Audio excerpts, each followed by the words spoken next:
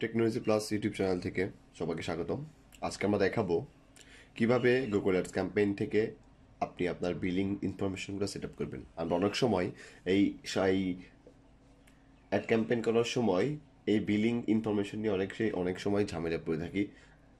আমরা যারা বাংলাদেশ থেকে অ্যাড ক্যাম্পেইন স্টার্ট করতে চাই তাদের অনেক সময় অনেক সমস্যার সম্মুখীন হই। আমরা কোন কার্ড ইউজ করব, পায়োনিয়ার অ্যাভেলেবেল সবার কাছে হয় না। বাট আমাদের যে থার্ড পার্টি কিছু ব্যাংক অ্যাকাউন্ট আছে, যেটা হচ্ছে ই রিয়েল, মাস্টার কার্ড, সিটি সিটি আছে, সিটি ব্যাংক আছে, এগুলোর হচ্ছে কিছু মাস্টার কার্ড হয়।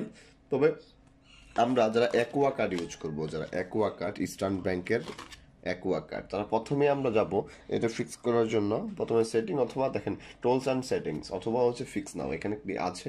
তো আমি সেটিং থেকে দেখাই। সেটিং থেকে দেখেন আপনার বিলিং যে সেটিং অপশনটা, বিলিং সেটিং অপশন করতে গেলে অপশনে আপনি ক্লিক করবেন। দেখুন সেটিং, এখান থেকে ক্লিক করলে পেমেন্ট সেটআপ যেটা আসবে, পেমেন্ট সেটআপ আপনার এখানে পেমেন্ট সেটআপ হচ্ছে আপনি বাংলাদেশ থেকে করতেছেন, ইউএসডি থাকবে।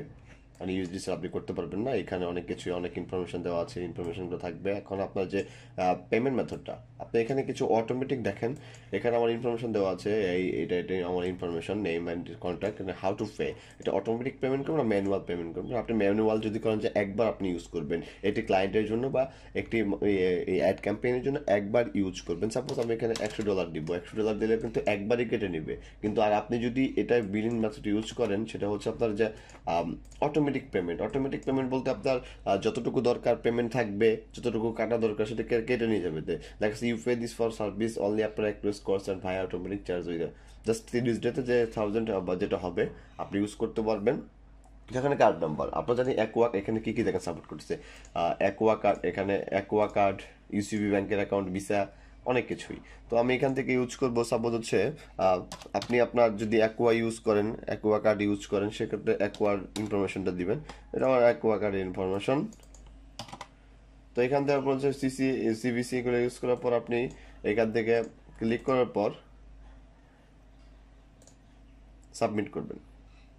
দেখুন সাবমিট করার পর, সরি আমি যেহেতু এটা দেখাবো, অবশ্যই আপনার এই ইনফরমেশনগুলো ফিক্স করতে হবে। তো এটার পর হচ্ছে আপনার এখান থেকে সাবমিট করলে আপনার বিলিং এর ইনফরমেশনটা অ্যাকাউন্টে কমপ্লিট হয়ে যাবে। ধন্যবাদ সবাইকে ভিডিওটি দেখার জন্য। আর যদি কোনো প্রশ্ন থাকে অবশ্যই আমাদের কমেন্ট বক্সে কমেন্ট করবেন।